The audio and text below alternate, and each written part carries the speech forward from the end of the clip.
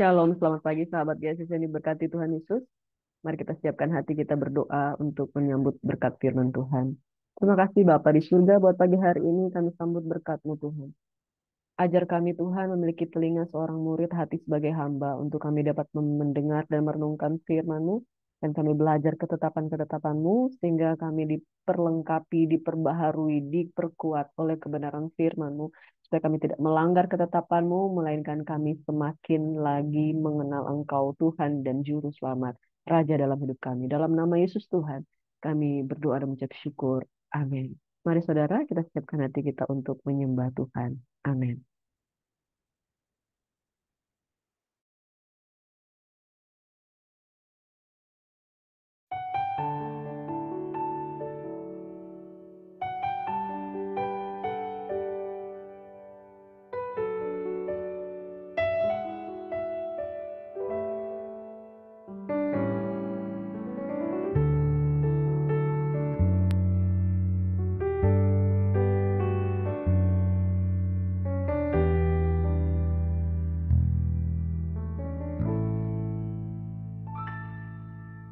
Tanda-tanda ternyata hujan akhir telah tiba. Allah sedang melawat umatnya. Ladang telah menguning, siap untuk dituai. Banyak jiwa menanti uluran tangan kita. Tuailah sekarang, nyatakan kemuliaannya pada segala bangsa, biar kuasanya dinyatakan melimpah. Bangkitlah gereja Tuhan, pandang sekelilingmu. Generasi ini selamatkan ya Tuhan, ini doaku.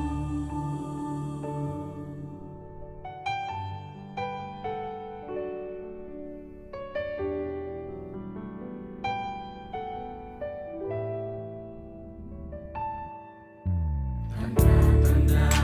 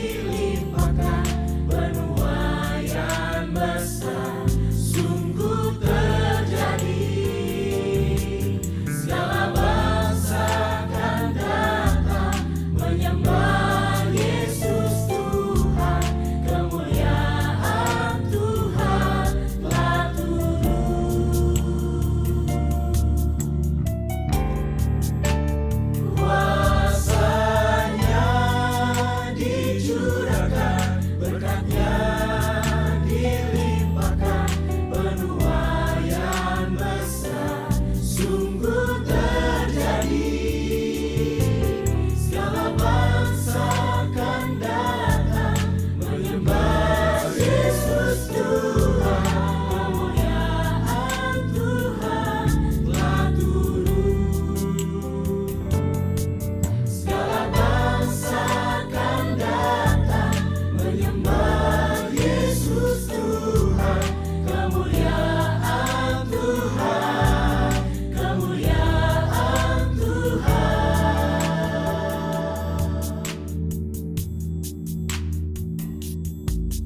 kemuliaan Tuhan telah turun,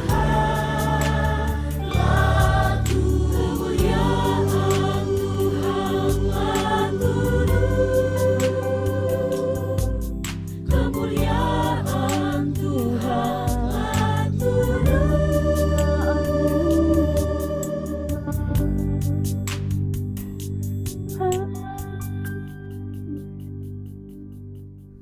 Haleluya. Sebab kemuliaan Tuhan telah turun. Kebaikan-Mu Tuhan tetap untuk selama-lamanya. Kemurahan-Mu lebih daripada hidup, kebaikan-Mu Tuhan mengalir atas kami.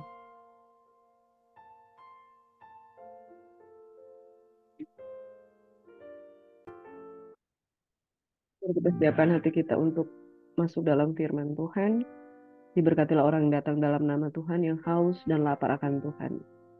Kami siapkan hati kami untuk baca merenungkan firman-Mu dalam nama Yesus. Amin. Selamat pagi saudara, sahabat GSS yang diberkati Tuhan Yesus Kristus.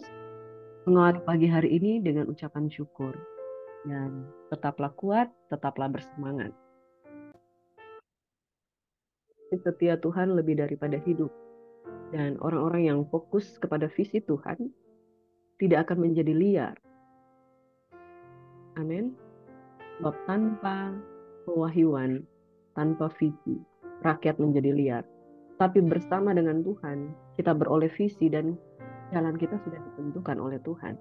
Saudaraku yang diberkati oleh Tuhan Yesus, kemarin kita sudah belajar bagaimana roh yang excellent seperti Daniel. Saudaraku, di dalam memiliki roh yang excellent, Tuhan yang mengerjakan di dalam kita. Bukan kuat dan gaya kita, tapi oleh karena pertolongan dari Roh Kudus. Pagi hari ini melanjutkan firman Tuhan di Daniel, saudaraku, di pasal yang ke-11 hingga pasal yang ke-12, saudaraku. Kita berbicara tentang akhir zaman. Lalu kita akan belajar dari Hosea 1 hingga Hosea yang ketiga. Saudaraku, firman Tuhan yang Tuhan singkapkan melalui Nabi Daniel.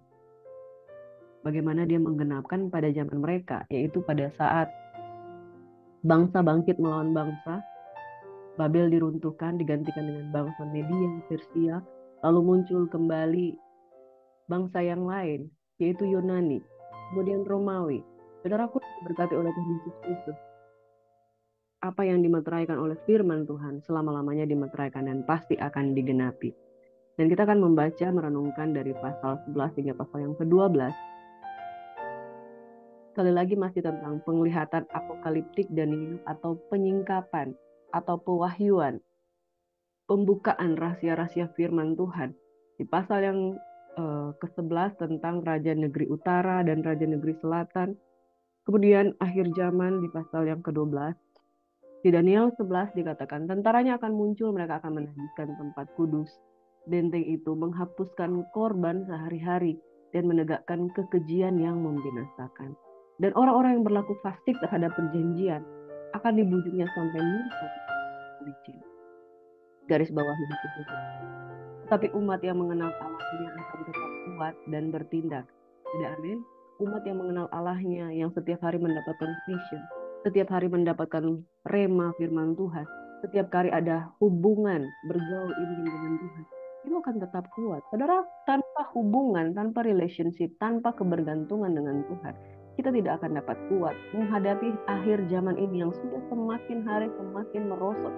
Saudaraku, di mana orang kudus asing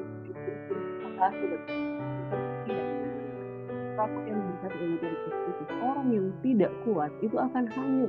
bukan karena hanyut oleh arus, tapi karena ketakutannya itu sendiri. Orang yang ketakutan tidak dapat bertindak, orang yang ketakutan tidak dapat berbuat apa-apa. Saudara, tapi kalau kita memiliki hubungan pribadi dengan Tuhan, mengenal Allah, kita akan mendapatkan kekuatan dan kita akan bertindak. Orang yang tidak punya visi, dia tidak punya cara untuk berjalan dan melangkah. Firman Tuhan di ayat 33 berkata, dan orang-orang bijaksana di antara umat itu akan membuat banyak orang mengerti. Tetapi untuk beberapa waktu lamanya mereka akan jatuh oleh karena pedang dan api, oleh karena ditawan dan dirampas. Benar adanya saudara, orang-orang bijak, orang-orang berhikmat juga mendapat tantangan dan cobaan, diganggu, dicobai, dijatuhkan. Banyak cendekiawan-cendekiawan yang jatuh di dalam dosa. Ada banyak orang yang sudah membawa begitu banyak jiwa, tetap dia mengalami terseret oleh karena roh perjinahan. Dia terseret karena uang. Orang-orang yang melayani dengan kapasitas yang luar biasa. Banyak yang mengalami kejatuhan. Dan selama mereka mengalami kejatuhan, sementara jatuh dikatakan mereka akan mendapat pertolongan sedikit. Dan banyak orang menggabungkan diri kepada mereka secara berpura-pura.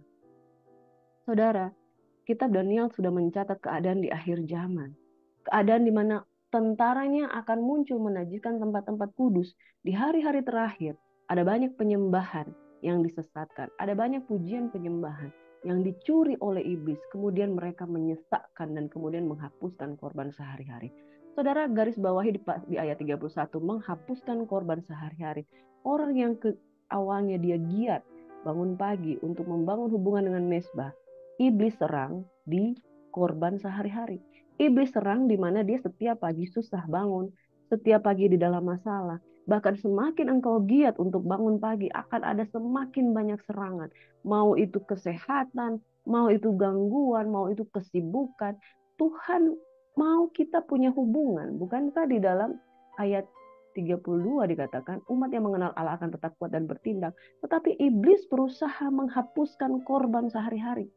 Nah, saudara, kalau korban sehari-hari kita sudah lenyap, korban sehari-hari kita sudah dicuri oleh iblis, orang-orang yang bijaksana pun itu akan mengalami kejatuhan. Beberapa waktu lamanya mereka akan jatuh oleh karena pedang dan api. Orang-orang benar sekalipun, dia akan dirusakkan mezbahnya setiap pagi. Oh saudara, jangan pikir setiap pagi saya itu bangun dengan kendala, kadang mau sakit, kadang mau sibuk, kadang serangan iblis kita mau bangun tetapi diberikan banyak penghalang. Iblis punya rencana. Dia rencana awalnya bagi orang yang takut akan Tuhan, dihapuskannya korban sehari-hari. Hati-hati saudara. Kalau dia sudah hapus korban sehari-hari, maka sulit bagi manusia untuk memiliki pengenalan akan Tuhan. Jadi yang pertama saudara, serangan iblis yang begitu hebat adalah mereka akan menajiskan tempat kudus, menghapuskan korban sehari-hari, dan menegakkan kekejian yang membinasakan. Masih ingat saudara-saudara beberapa waktu yang lalu kita membicarakan tentang bagaimana bangsa Israel dimurkai Tuhan karena menajiskan nama Tuhan. Saudara, ketika nama Tuhan tidak lagi kita sebut dengan kekudusan, disitulah kekejian yang membinasakan itu sudah kita undang masuk di dalam kehidupan kita. Orang-orang yang berlaku fasik terhadap perjanjian akan dibujuknya sampai murtad. Saudara, yang pertama, iblis berusaha menghapuskan korban sehari-hari. Yang kedua, orang-orang yang berlaku fasik terhadap perjanjian, sesudah dia berhasil menghapuskan korban sehari-hari, orang-orang yang berlaku fasik, fasik ini artinya mengetahui kebenaran tapi tidak melakukannya. Orang-orang yang setengah tahu, orang-orang yang tidak mau sungguh-sungguh dengan Tuhan, berlaku fasik terhadap perjanjian, itu akan dibujuknya. Jadi saudara, hati-hati. Yang kedua, hati-hati kalau kita mau bersikap fasik. Ya, dalam Mazmur 50 ayat 16, bukankah kamu itu orang yang suka belajar ketetapanku tapi tidak mau melakukannya? Itulah orang-orang fasik. Orang-orang yang belajar suka terhadap firman Tuhan, tapi setengah hati mau melakukannya, hanya sekedar tahu, berlaku fasik terhadap perjanjian, itu akan dibujuknya dari mengenal Tuhan sampai kemudian dia murtad. Ada orang yang begitu mudah terbujuk, begitu mudah terhasut, apalagi kalau dia udah kecewa, saudara. Di dalam orang-orang percaya, orang-orang yang mudah dihasut, lama-lama mereka akan menjadi orang-orang yang menyerang balik. Orang yang terhasut jiwanya. Begitu ada di dalam pelayanan, mereka juga orang-orang yang begitu mudah dihasut untuk membuat perpecahan, dihasut untuk membuat pemberontakan, dihasut untuk menolak kebenaran. Kemudian dia mengakhiri perjanjian, bahkan sampai murtad, saudaraku, yang diberkati oleh Tuhan Yesus Kristus. Perjanjian dengan Tuhan, jangan anggap sepele kalau kita mau menyangkalinya. Dan saudara, yang ketiga, dan orang-orang bijaksana di antara umat itu akan membuat banyak orang mengerti. Tapi beberapa waktu lamanya mereka akan jatuh oleh karena pedang dan api, oleh karena ditawan dan dirampas. Ayat 34, sementara jatuh, mereka akan mendapatkan pertolongan sedikit. Dan ini yang ketiga, banyak orang menggabungkan diri kepada mereka secara berpura-pura. Yang ketiga, orang-orang yang menggabungkan diri di dalam persekutuan, orang-orang yang menggabungkan diri di dalam persekutuan hanya karena pura-pura. Dalam arti begini, niatnya nggak mau pura-pura, tetapi nggak sungguh-sungguh. Nggak sungguh-sungguh mau melekat dengan Tuhan, nggak sungguh-sungguh mau komitmen, nggak mau sungguh-sungguh menggabungkan diri dalam kebenaran. Makanya itu sebabnya kuncinya di ayat 33. Orang-orang bijaksana yang mengalami kejatuhan itu akan menangkap jiwa. Tetapi karena mereka begitu mudah jatuh dan bangun, jiwa-jiwa yang ada pada mereka ibarat anak-anak yang dilahirkan dari suatu hubungan yang tidak kuat. Kemudian mereka hanya berpura-pura berkomitmen di sana. Mereka bisa masuk, mereka bisa keluar, mereka bisa melayani, kemudian mereka bisa berhenti sesuka hati. Saudara, orang yang menggabungkan diri secara berpura-pura di dalam komunitas-komunitas Kristen, engkau akan melihat bahwa banyak di antara mereka terseret dengan lupa-rupa bujukan-bujukan rayuan iblis. Orang yang hanya berpura-pura bergabung dalam sebuah komunitas tidak tahan berkomunitas, saudara. Jadi yang pertama, hati-hati jangan sampai korban sehari-hari kita dihapuskan. Yang kedua, hati-hati dengan kefasikan orang yang cuma suka belajar firman tapi tidak suka melakukannya. Yang ketiga, hati-hati dengan orang yang tidak mau komitmen, hanya berpura-pura join dalam suatu persekutuan, hanya berpura-pura, hanya sebentar, tahan sebentar saja, kemudian dia menghilang. Ayat 35. Sebagian dari orang-orang bijaksana itu akan jatuh supaya dengan demikian diadakan. Yang pertama, pengujian. Yang kedua, penyaringan.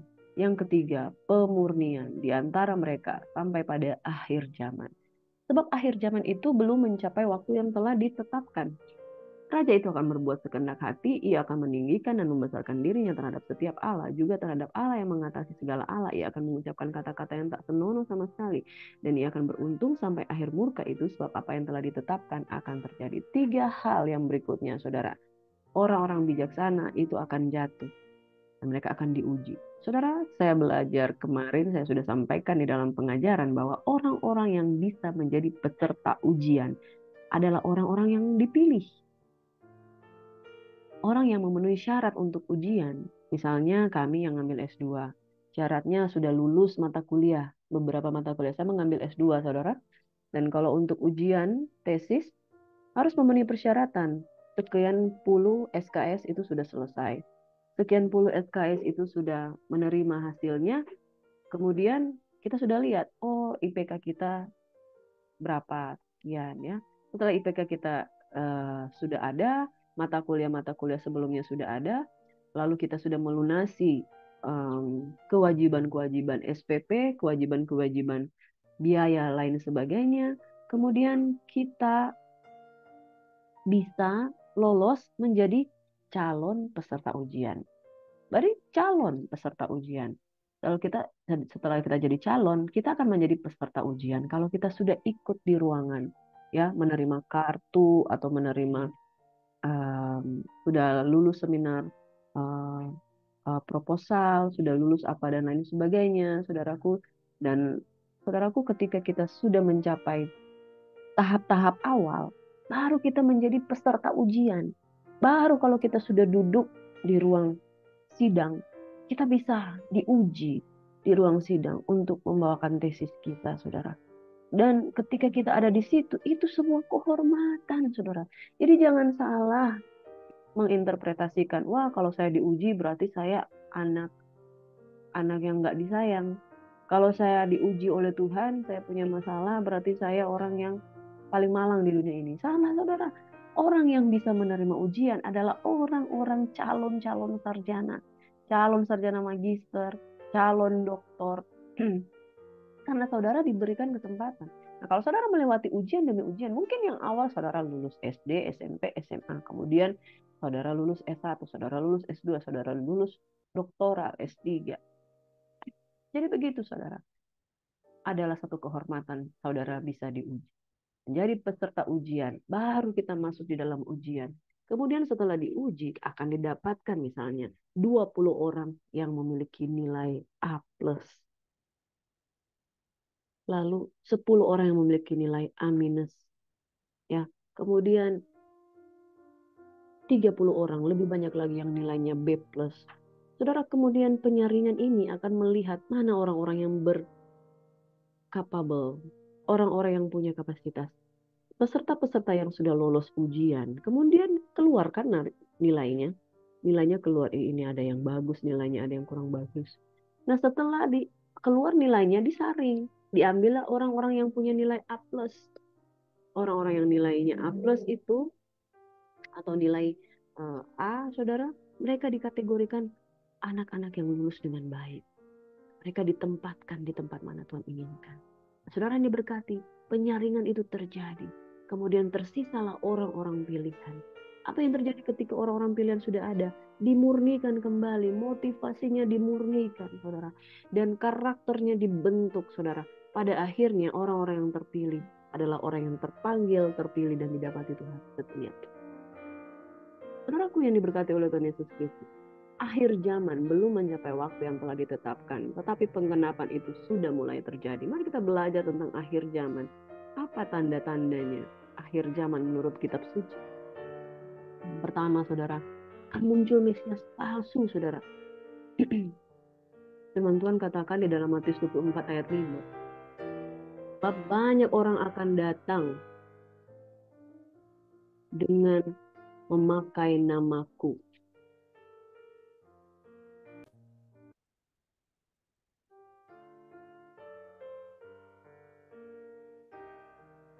Mereka akan menggunakan nama Mesias dan menyesatkan banyak orang dengan ajaran. Banyak orang akan memakai namaku, akulah Mesias. Mereka akan menyesatkan banyak orang.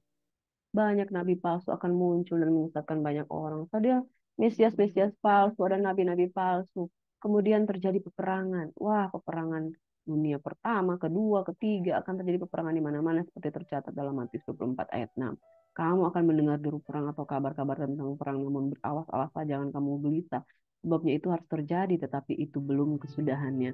Bukankah hari-hari terakhir ini, saudara, peperangan terjadi di mana-mana? Bahkan kebinasaan terjadi di mana-mana. Yang satu melawan yang lain. Yang ketiga, ada gerakan-gerakan antikristus. Munculan gerakan-gerakan antikristus itu tanda-tanda yang memisahkan orang Kristen yang sungguh-sungguh. Nah, disinilah pengujian, penyaringan terjadi orang Kristen yang sungguh-sungguh dan orang Kristen yang tidak sungguh-sungguh. Pentingkah hal ini? Itu bukan soal penting dan tidak penting. Itulah yang sudah tercatat di dalam kitab suci di pasal 11 tadi, saudara, di Daniel. Tentang kedatangan Tuhan kita Yesus Kristus dan terhimpunnya kita dengan Dia, kami minta kepadamu, saudara, jangan lekas bingung dan gelisah baik oleh ilham roh maupun oleh pemberitaan atau surat yang dikatakan dari kami. Seolah-olah hari Tuhan telah tiba. Jangan kamu memberi dirimu disesatkan orang dengan cara bagaimanapun juga. Sebab sebelum hari itu haruslah datang dahulu murtad. Dan haruslah dinyatakan dulu manusia durhaka. Yang harus binasa, yaitu lawan yang meninggikan diri di atas segala yang disebut atau yang disembah sebagai Allah. Bahkan ia duduk di bait Allah dan mau menyatakan diri sebagai Allah. Yang keempat, saudara, bencana terjadi di mana-mana. Gempa magnitudo berapa, skala Richter berapa, itu selalu terjadi akhirnya begitu sering. Kan ada seorang hamba Tuhan yang dia punya latar belakang BMKG, saudara. Kemudian dia memberikan keterangan bahwa pada tahun sekian itu gempa, titik-titik gempa itu sedikit. Semakin ke sini titik gempa itu semakin banyak. Jadi saudara, kita cuma melihat, oh ada gempa, ada gempa. Tapi kalau di catatan statistik, titik gempa itu sudah semakin banyak. Jadi penggenapannya, saudara, bayangkan di Indonesia ini titik-titik gempanya itu sudah tek tek tek tek tek tek tek tek. Dulu cuman tek sini, tek tek Tapi begitu 20 tahun terakhir ini, tek, tek, tek, tek, tek, tek, tek, itu titik gempanya banyak sekali. Bahkan titik gempa di titik yang sama berulang-ulang itu terjadi. Bencana alam dan kelaparan, gempa bumi di mana-mana, saudara. Bencana alam dan kelaparan berbagai tempat terjadi sesuai dengan tanda akhir zaman dalam Alkitab. Sebab bangsa akan bangkit melawan bangsa dan kerajaan melawan kerajaan, akan ada kelaparan dan gempa bumi di berbagai tempat. Akan tetapi itu baru permulaan. Penderitaan menjelang zaman baru. Jadi saudara, di sangkakala pertama hingga sangkakala ketujuh, saudara harus pastikan di sangkakala keempat kita adalah orang-orang yang mengalami rapture. Mengapa penting untuk mengalami sangkakala hanya di sangkakala keempat? Karena di sangkakala keempat setelah itu, saudara, orang-orang itu yang tidak terangkat itu masuk di dalam kesusahan besar sampai ada bunyi sangkakala ketujuh. Orang yang berkemenangan, yang mampu melewati kesusahan besar, mereka lah orang-orang yang akan dipelihara dan masuk ke kota kudusnya Tuhan di Yerusalem yang baru. Tapi why bagi orang yang masuk di sangkakala keempat hingga sangkakala ketujuh? Karena mereka akan menikmati yang namanya kesusahan besar. Saudara yang diberkati oleh Tuhan Yesus Kristus, 3,5 tahun di dalam kesusahan besar itu tidak mudah, saudara. Oleh sebab itu pastikan kita mengenal tanda-tanda akhir zaman. Kalau kita melihat ya awan sudah melembut di sisi sana, berarti itu udah mau hujan, saudara. Tanda-tanda musim engkau bisa melihat, tanda-tanda di langit engkau bisa lihat, tapi tanda akhir zaman kalau kita tidak bisa membacanya hari-hari ini, saudara, yang penting untuk kita lakukan, kita semua masuk di dalam dapur pengujian, ya, dapur kesengsaraan yang menguji kehidupan kita. Pastikan kita adalah orang-orang yang terjaring, tersaring untuk masuk di dalam rencana Tuhan yang luar biasa. Karena tanda-tanda akhir zaman sudah semakin nyata. Oh, bencana terjadi di mana-mana, chip terjadi di mana-mana. Saudara, penyakit yang sudah semakin kreativitas ya, penyakit itu sudah semakin bertambah. Saudara, kalau masuk di rumah sakit itu penyakit itu bukan sedikit, saudara. Bahkan sudah bermutasi, gen sudah bermutasi, virus sudah bermutasi, itu penyakit terjadi di mana-mana. Saudaraku yang diberkati, kalau kita tidak mengerti tanda-tanda zaman, kita akan hidup sesuka hati. Dikatakan bahwa orang-orang bijaksana itu akan jatuh sementara. Kemudian mereka menggabungkan diri kembali dengan, ada orang yang pura-pura menggabungkan diri dengan mereka. Saudara, orang-orang yang tidak matang akan membawa jiwa-jiwa juga yang tidak matang. Orang yang tidak matang di dalam anugerah Tuhan, mereka akan membawa juga orang-orang yang tidak matang di dalam mencari Kristus. Bencana alam dan kelaparan itu terjadi. Mari saudara yang diberkati Tuhan Yesus, bawa hidup kita sungguh-sungguh di hadapan Tuhan. Kita masuk di dalam kitab Hosea. Hosea, riwayat pernikahan dan keluarga Hosea. Keluarga Hosea sebagai gambaran Israel yang tidak setia. Jadi sama seperti Yeremia, sama seperti Yeskiel yang kemudian hidupnya menjadi sebuah nubuatan. Hidup Hosea menjadi sebuah nubuatan bersama dengan istrinya dan anak-anaknya. Saudara yang diberkati oleh Tuhan Yesus Kristus, ayat 10 hingga 12, pasal 1 itu janji tentang keselamatan. Pasal 2 ayat 1 hingga 22 janji tentang Israel ditolak dan dipulihkan, diterima kembali dan tetap dianggap sepi karena mereka telah berzina melawan Tuhan. Saudara, di dalam Hosea yang pertama kita lihat bahwa Hosea itu adalah seorang nabi yang hidup pada zaman beberapa orang raja. Firman Tuhan yang datang kepada Hosea bin Beri pada zaman Uzia, Yotam, Ahazia, dan Hizkia. Uzia itu disebut juga Raja Azaria. Uzia, Yotam, Ahaz, dan Hizkia raja-raja Yehuda. Dan pada zaman Yerobeam bin Yoas Raja Israel. Jadi dia hidup di 4 Raja Yehuda dan Raja Israel pada waktu itu. Ketika Tuhan mulai berbicara dengan perantaran Hosea, berfirmanlah ia kepada Hosea, pergi kawinilah seorang perempuan sundal dan peranakanlah anak-anak sundal karena negeri ini bersundal hebat dengan membelakangi Tuhan. Maka pergilah ia dan mengawini Gomer binti Diblaim. Lalu mengandunglah perempuan itu dan melahirkan baginya seorang anak laki-laki Yisrael dan anak-anak lainnya. Ada 3 anak yang dilahirkan dan semua itu memiliki arti. Yisrael, sebab sedikit waktu lagi aku akan menghukum keluarga Yehu karena hutang darah Yisrael dan aku akan mengakhiri pemerintahan kaum Israel. Maka pada waktu itu aku akan mematahkan busur panah Israel di lembah Yisrael. Kedua, Lo-ruhama, sebab aku tidak akan menyayangi lagi kaum Israel dan sama sekali tidak akan mengampuni mereka.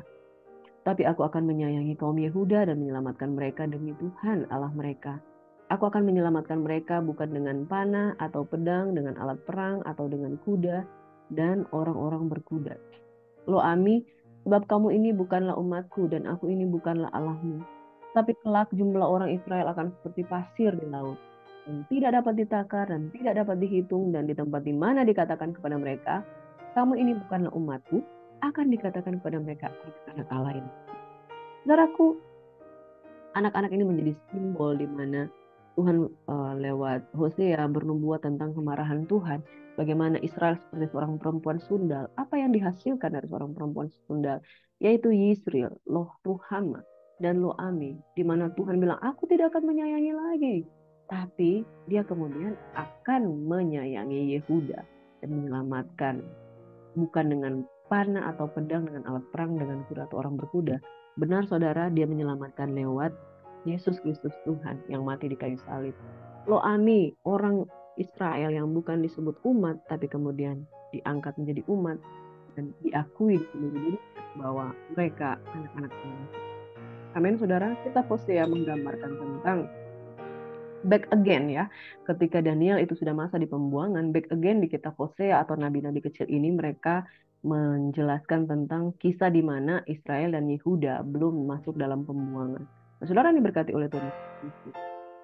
Firman Tuhan terus mengingatkan kita, Israel, pelajaran, peringatan bagi kita.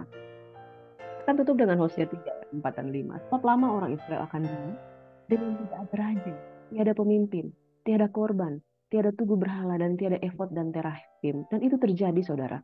Di kitab Maleaki hingga kitab Matius, ada jeda kurang lebih 400-an tahun di mana tidak terjadi pewahyuan atau firman-firman yang disampaikan secara gencar karena Tuhan berdiam diri. Dan mereka tidak ada raja, tidak ada pemimpin. Ya, raja-raja terakhir itu yang di Yehuda sudah dibinasakan, saudara. Dan ada raja yang di Israel, mereka lebih dahulu masuk ke pembuangan di bangsa Asyur. Yehuda mengikuti, dia masuk ke pembuangan di Babel, kemudian Media, Persia, Yunani, dan Romawi. Sesudah itu orang Israel akan berbalik. Amin. Ini janji Tuhan. Dia mau kita berbalik dan mencari Tuhan Allah mereka dan Daud raja mereka. Berbicara tentang simbol pujian penyembahan itu akan dipulihkan. Rumah, pondok daun, ya pondok Daud, saudara, akan dipulihkan, yaitu pujian penyembahan yang memuliakan nama Tuhan. Saudara, jangan biarkan korban sehari-harimu dicuri oleh kuasa kegelapan. Jangan biarkan engkau berlaku fasik terhadap perjanjian.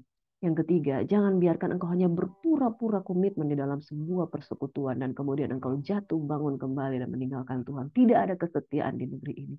Saudara, mereka akan datang dengan gementar kepada Tuhan dan kepada kebaikannya pada hari-hari yang terakhir. Tujuan dari akhir zaman adalah penghakiman dan penghukuman terakhir. Dan sebelum hari itu terjadi, mari saudara dan saya itu sungguh-sungguh datang kepada Tuhan. Bukan berpura-pura. Jangan biarkan korban sehari-harimu dihapuskan.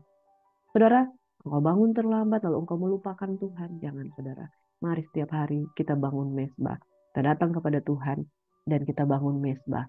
Orang yang mengenal Tuhan akan tetap kuat dan bertindak. Mari sama-sama sekali lagi katakan, orang yang mengenal Tuhan akan tetap kuat dan bertindak. Dari mana kita mengenal Tuhan? Dari korban sehari-hari yang kita tidak lepaskan. Dengan tidak berlaku fasik dan dengan tidak berpura-pura masuk di dalam sebuah persekutuan dengan Tuhan. Mari kita satu dalam doa. Diberkatilah orang yang mengenal Tuhan tetap kuat dan bertindak. Diberkatilah orang yang mengenal tanda-tanda zaman, sebab mereka ini adalah orang-orang yang dapat terhindar dari maut, kecelakaan, bahkan akhir zaman yang menyusahkan. Diberkatilah orang yang datang dalam nama Tuhan, yang menerima peringatan-peringatan daripada Tuhan, yang dibaharui kekuatannya di dalam Kristus Yesus. Diberkatilah orang yang membaca dan merenungkan firman Tuhan dan tidak berlaku fasik terhadap perjanjian. Diberkatilah setiap kami yang datang pada hari ini dengan ucapan syukur, dengan sukacita. Jangan biarkan kami, Tuhan, kehilangan korban sehari-hari, hubungan pribadi dengan Tuhan. Jangan biarkan kami berlaku fasik terhadap firman, dan jangan biarkan kami berpura-pura menggabungkan diri dalam satu persekutuan, dan kemudian kami menjadi lemah dan meninggalkan Tuhan. Bapa di surga, kami berdoa agar kami mengetahui tanda-tanda akhir zaman, dan kami tetap stay, kami tetap setia, dan Engkau memberikan jalan-jalan bagi kami. Kami tetap melakukan apa yang menjadi kehendak-Mu. Ketika kami mengenal Engkau, kami akan tetap kuat dan bertindak. Mari saudara angkat tanganmu dan terimalah berkat Tuhan. Kasih karunia dalam nama Yesus. menyertai engkau sekalian.